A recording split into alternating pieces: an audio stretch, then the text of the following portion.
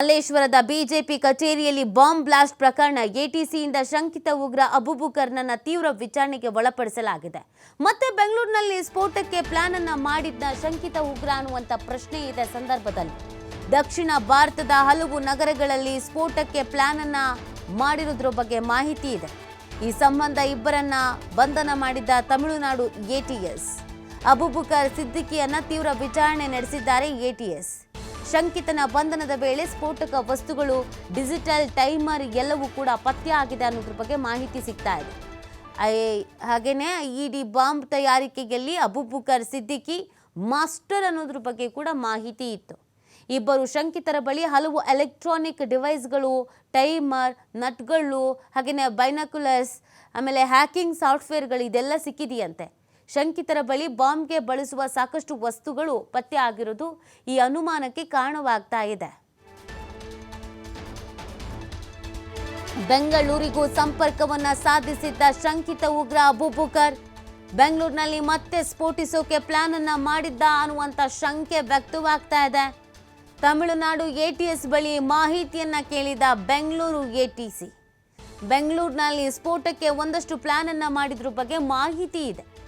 ಅಬೂಬಕರನ್ನ ಕರೆ ತಂದು ಎಟಿಸಿ ತಂಡದಿಂದ ತೀವ್ರ ವಿಚಾರಣೆಯನ್ನ ಮಾಡಲಾಗಿದೆ. ಬೆಂಗಳೂರಿನ ಯಾವ್ಯಾವ ಸ್ಥಳಗಳಲ್ಲಿ ಟಾರ್ಗೆಟ್ ಅನ್ನ ಮಾಡಿದ್ರು ಅನ್ನೋದ್ರ ಬಗ್ಗೆ ಕೂಡ ತನಿಖೆ ಮಾಡಲಾಗ್ತಾ ಇದೆ. ಬೆಂಗಳೂರಿನಲ್ಲಿ ಅಬೂಬಕರ್ಗೆ ಯಾರ ಸಹಾಯ ಇತ್ತು, ಯಾರು ನಿರಂತರವಾಗಿ ಸಹಾಯ ಮಾಡ್ತಾ ಇದ್ರು, ಹಲವು ಆಯಾಮಗಳಲ್ಲಿ ತೀವ್ರ ವಿಚಾರಣೆಯನ್ನು ನಡೆಸ್ತಾ ಇರುವ ಎಟಿಸಿ.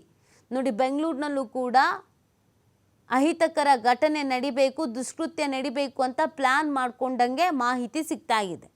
ಹಾಗಿದ್ರೆ ಬೆಂಗಳೂರಿನಲ್ಲಿ ಇವರಿಗೆ ಯಾರು ಸಹಾಯ ಮಾಡಿದ್ರು, ಯಾರ ನೆರವು ಇತ್ತು, ಬೆಂಗಳೂರಿನ ಸಂಪರ್ಕವನ್ನು ಈತ ಸಾಧಿಸಿದ್ದು ಹೇಗೆ, ಬೆಂಗಳೂರಿನಲ್ಲಿ ಮತ್ತೆ ಸ್ಫೋಟಿಸೋಕೆ ಪ್ಲಾನ್ ಮಾಡಿದ್ದು ಹೌದಾ, ಇದೆಲ್ಲದರ ಬಗ್ಗೆಯೂ ಕೂಡ ತನಿಖಾ ಸಂದರ್ಭದಲ್ಲಿ ಮಾಹಿತಿಯನ್ನು ಕಲೆ ಹಾಕಲಾಗ್ತಾ ಇದೆ.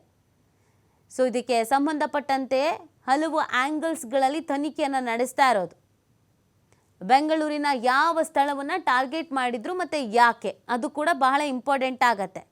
ಬೆಂಗಳೂರಿನಲ್ಲಿ ಅಬೂಬಕರ್ಗೆ ಸಹಾಯ ಯಾರಾದರೂ ಮಾಡಲೇಬೇಕಲ್ಲ, ಆ ಸಹಾಯ ಮಾಡಿದವರು ಯಾರು, ಅವರ ಉದ್ದೇಶ ಏನಾಗಿತ್ತು, ಕೇವಲ ಹಣಕ್ಕಾಗಿ ಮಾತ್ರನೋ ಅಥವಾ ಯಾವುದಾದ್ರೂ ಸಂಘಟನೆಗಳ ಜೊತೆಗೆ ಕೈ ಜೋಡಿಸಿದ್ದಾರೆ. ಸೊ ಇದೆಲ್ಲವೂ ಕೂಡ ಪ್ರಶ್ನೆ, ಇದೆಲ್ಲ ಆ್ಯಂಗಲ್ಸ್ಗಳಲ್ಲೂ ಕೂಡ ತನಿಖೆಯನ್ನು ನಡೆಸಲಾಗ್ತಾ ಇದೆ.